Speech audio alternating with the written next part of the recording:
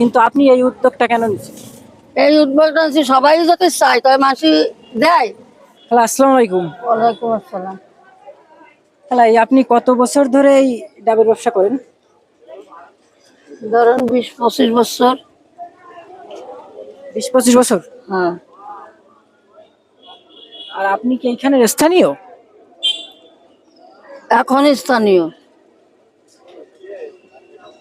আর আগে আগে আপনার গ্রামের বাড়ি কোথায়? গ্রামের বাড়ি, শ্বশুর বাড়ি গোপালগঞ্জ আর বাপের বাড়ি মোল্লাহাট। এর আগে আপনি কি কাজ করতেন নাকি এই প্রথম থেকেই ডাবের ব্যবসা করেন? না, প্রথমে তো ডাবের ব্যবসা করি, প্রথমে তো বহুত কষ্ট করে ক্লান্ত করে খাইছি। ধরুন অনেক বহুত রকমের কাজ করেছি। এখন এই ডাবের ব্যবসায় 20-30 বছর 20-25 বছর করি। দৈনিক কত সময় ধরে ডাব বিক্রি করেন? 8টার সময় আসি, 10টার সময় আসি, রাত 10টায় স্টিক খাই, 12টায় স্টিক খাই। আর এই যে ডাবগুলো বিক্রি করেন এগুলো আপনি কোন জায়গা থেকে আনেন? মানে কিনে আনেন এই ডাবগুলো? ডাবগুলো গল্লামারির থেকে কিনি, এই জায়গাকে ওইসে দিয়ে যায়, ওই জাফুস হয়েছে কিনে আনি, চৌরাস্তা জাফুস, ওই কাটাখালি। তাই এই বয়সে এই কাজ করতে গিয়ে আপনার কতটা কষ্ট হয়? কষ্ট মেলাই হয়, কষ্টের সীমে আছে। কষ্টের জ্বালা ওই যে রাত 10টা, কোনোদিন 2টা বাজে যায় আসতে, কোনোদিন 1:30 বাজে আসতে। কষ্টের জ্বালায় আসতে পারি না। আর এই যে কোন সময় বলতে আপনার কোন কালে এই ডাবটা বেশি বিক্রি হয় সব থেকে?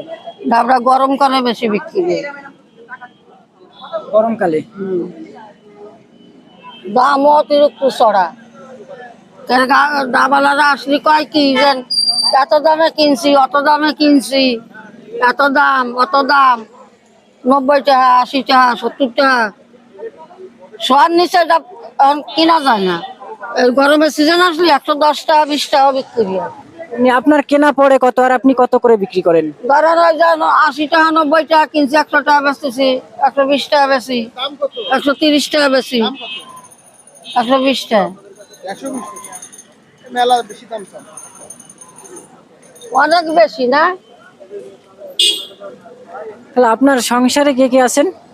আমার সংসারে আমার তো 3টে নাতি আছে, মাইয়া আছে, আমি আছি। তাদের দেখাশোনা কি আপনার করা লাগে নাকি আপনার? তারাও নিজেরাও কিছু কিছু খায়, আমারও দেয়া লাগে। মানে একসাথেই মিলেমিশে থাকেন? হ্যাঁ, তা আপনার এই যে দৈনিক ডাব বিক্রি করে কত টাকা আয় হয়? ওই আর কোনোদিন হয় কোনোদিন হয় না। ওই তো অঙ্কটা কেমন পরিমাণ হয় সেটা যদি একটু বলেন।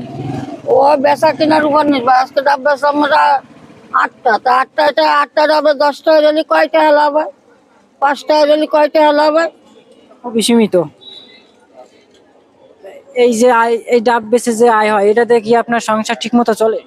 ঠিক মতন চলে, কোন রকম চালায়, আল্লাহ চালায়, আল্লাহ পাকের ইচ্ছা, আল্লাহ চালায়।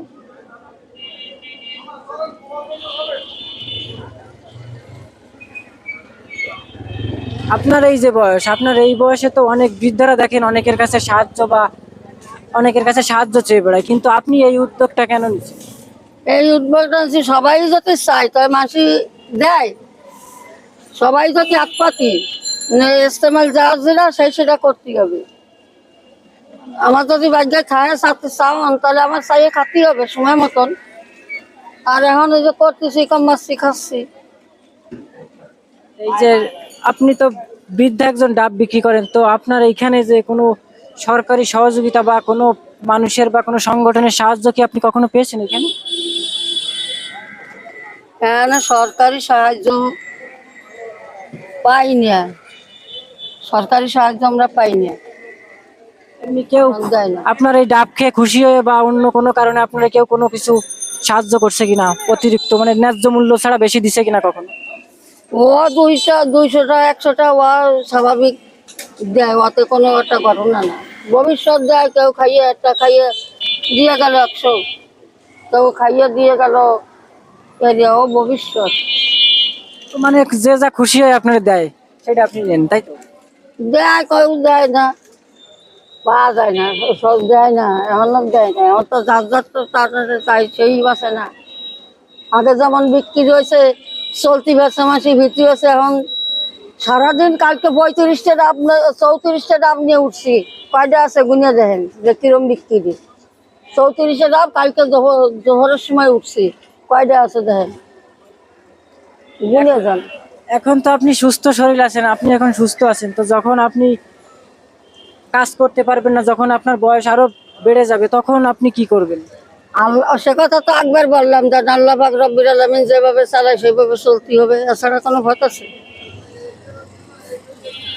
মানে যাই করতে হবে, কষ্ট, দিন শেষে কষ্ট আপনার অবশ্যই আছে। হ্যাঁ, আছে। তো আপনি এই যে অনেকের মতো কারো কাছে সাহায্য সহযোগিতা না আছে, হাত না পেতে আপনি যে উদ্যোগটা নিছেন, এটাই সব থেকে বড় একটা বিষয়। সবই সেই জন্যই তো করতেছি।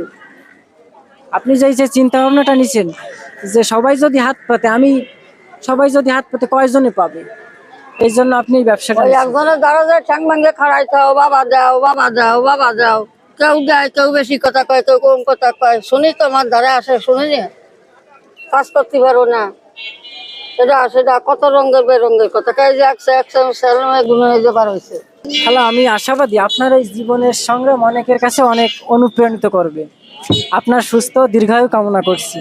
আপনাকে অসংখ্য ধন্যবাদ। আলহামদুলিল্লাহ।